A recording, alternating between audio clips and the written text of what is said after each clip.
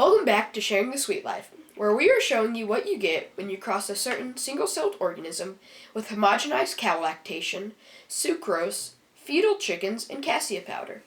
Also chocolate, chips, walnut, and maple syrup. What? In English, please. You know, chocolate chip, walnut, and maple syrup swirls. Oh, well, okay. Well, at least they taste better than they sound. So we are making these succulent rolls, and we're going to go give them to a friend of ours who has been tirelessly taking care of her elderly mom who has been in and out of the hospital these past few weeks. Don't forget to hit that like button and subscribe. Have a great day.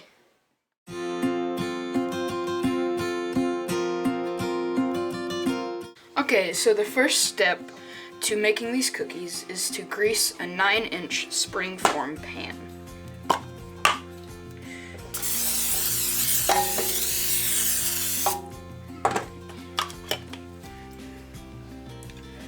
You're going to set that aside and put in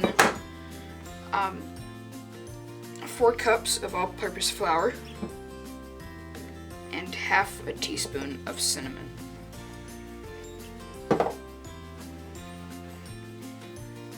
You're going to want to grab a whisk and whisk that together.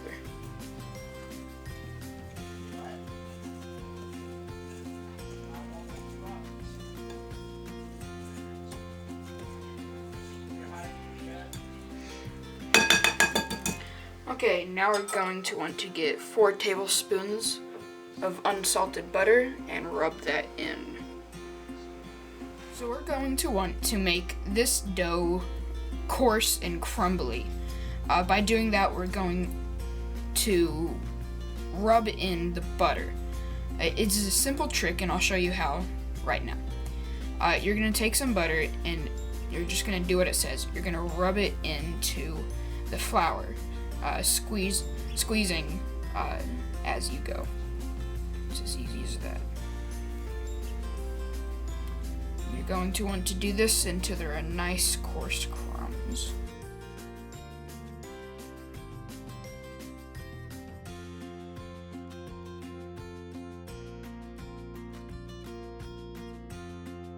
So that's it for the first step.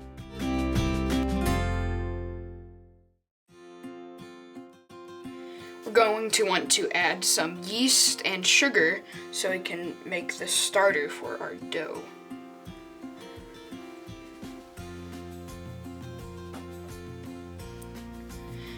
We're going to want to whisk that in now.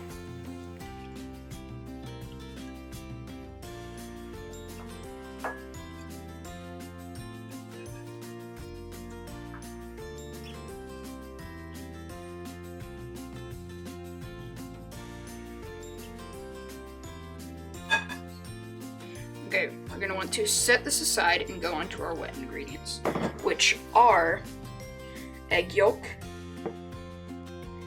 milk, and water.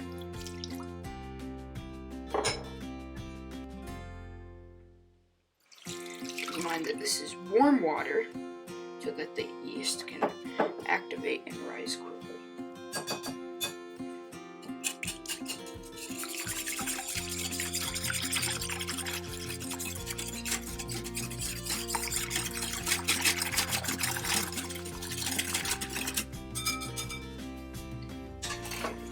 Want to grab our dry ingredients again and put it in the dry mixture.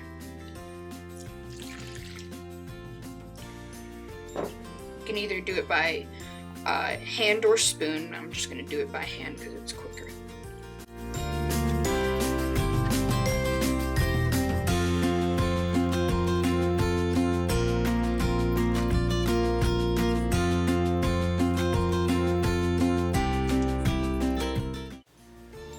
If you notice your dough is too dry and not soft as the recipe calls for, you can always add some more milk to the mixture. I will have to do that to mine.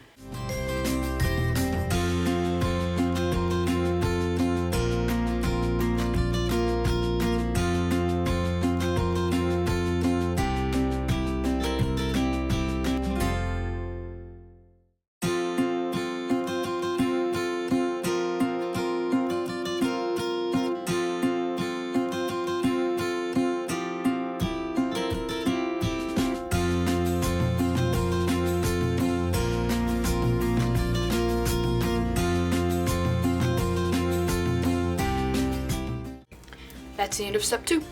So we're going to prepare our dough now, and the first part to that is to knead it. Of course, we're going to want to flour our surface down.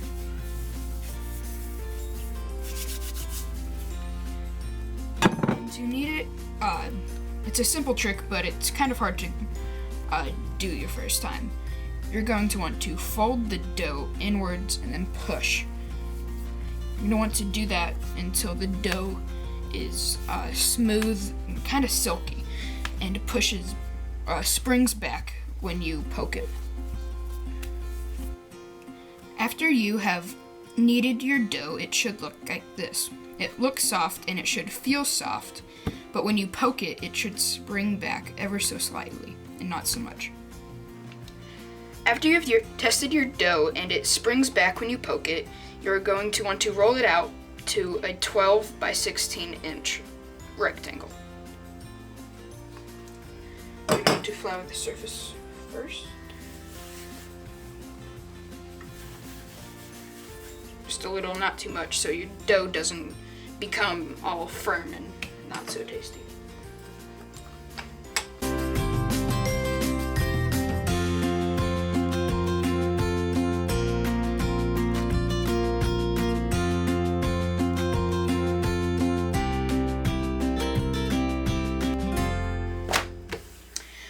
Now that you think that your dough is about the right size, you're going to want to measure it to make absolutely perfectly sure that it is 12 by 16.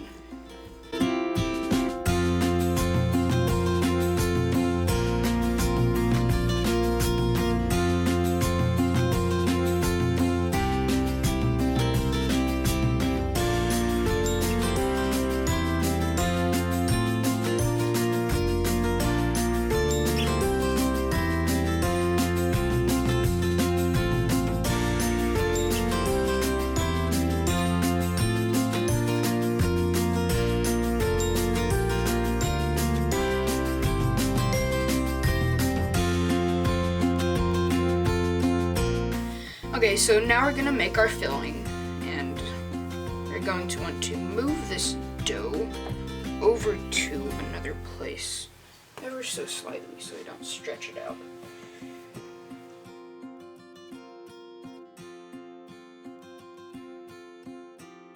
Okay, we're gonna want to grab another bowl and put in brown sugar, chocolate chips, and walnuts. Oops, didn't get all the chocolate chips. Now you're going to want to mix in the whole filling with your hand.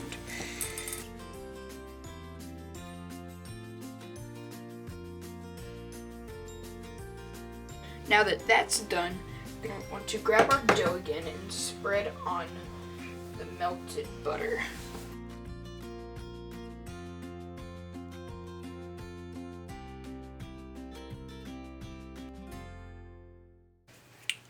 Okay, now that the butter is spread on nicely, grab your filling and just pour it on there. You can flatten it out with your hands.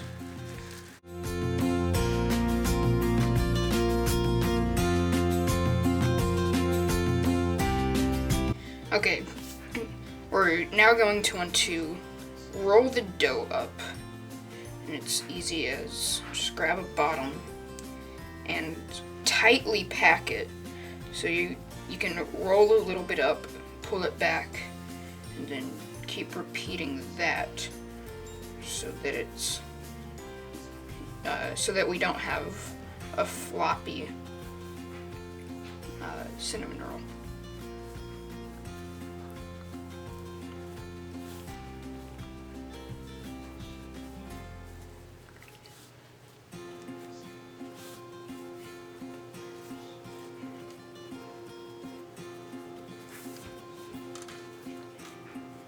Oops, until I didn't do it good enough or tight enough.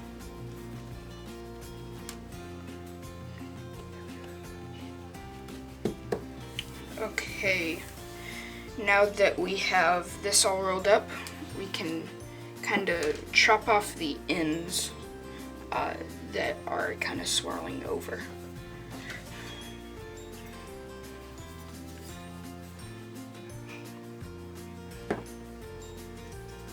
Just put those off to the side.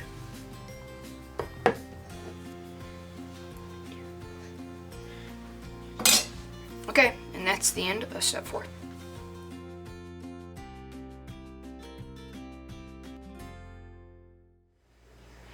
Next, you're going to want to measure out your roll. Ours came out at approximately 17 inches. Then you're going to want to divide yours by 12. For us, that is 1.5 inches per roll.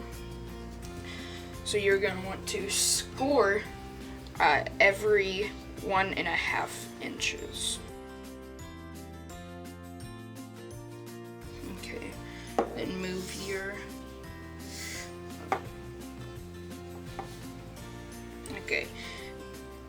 then move your ruler down with the last score if you need it.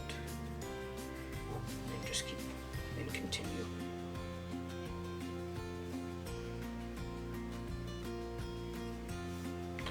Okay, so these are all our rolls. And I have a trick that I usually do, which involves a thread.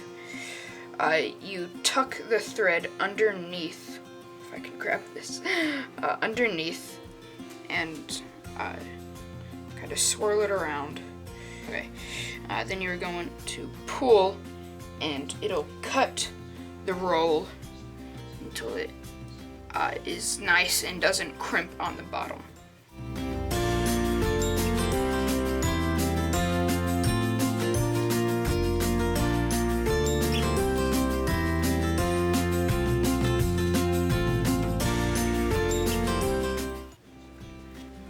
Okay, now that you've cut them into 12ths, you're going to want to grab your oiled spring-form pan,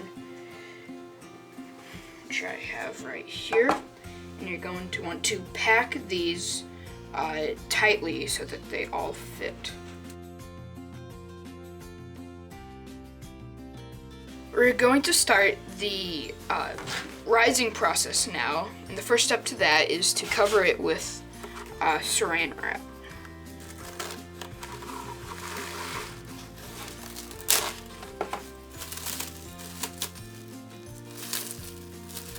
Make sure that it gets folded out nicely.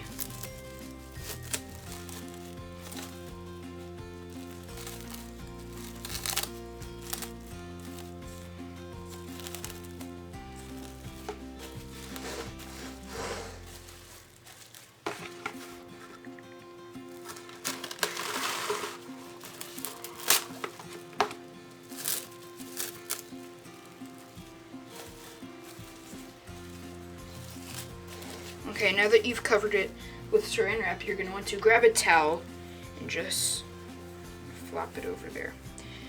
You're going to want to put this in near a warm place for an hour and a half. And at the end of that hour and a half, you're going to want to preheat the oven to 425 degrees. Okay, that's the end of step 6.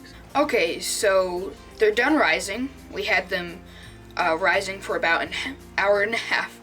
And you can tell that they're done by, of course, that they've expanded, doubled in size, and that they bounce back when you press down on them, just like the kneaded dough did. You're going to put these in the oven at 425 degrees for 30 to 35 minutes.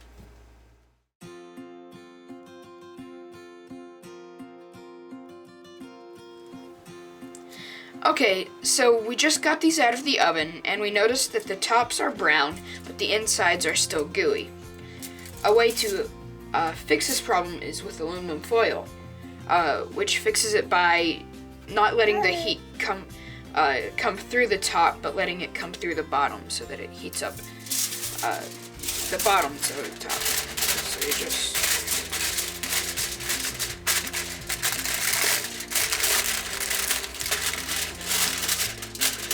like that. You just put it back in the oven and complete the time. Okay, these just got out of the oven, and we even haven't seen them. So we're seeing this with you for the first time. So here's what they look like. Oh, snap. As you can see, it didn't brown anymore on the top, and that's with the help of the aluminum foil. So now that we have this out, we're gonna want to get the swirls out of there too.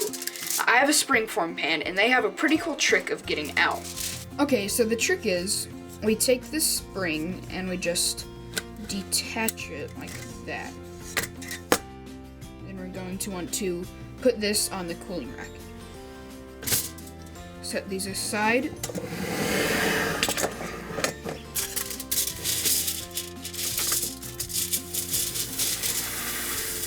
Okay, here's what it looks like. We're now going to want to put some maple syrup on there.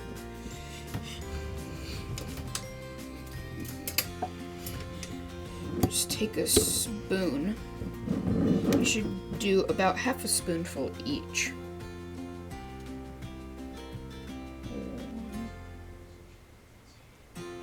It's not the greatest of pourings.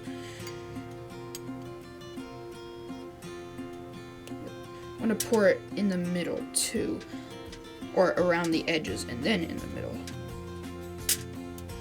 I have a aluminum foil mat underneath this so that the syrup doesn't get all over the countertop and become sticky, so you don't have to clean up a big mess.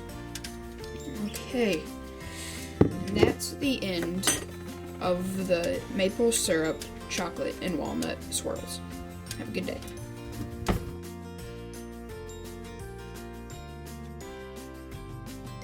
And we just let go of that so the sides fall off of the cake. You're gonna want to transfer this to the cooling rack again. Oops.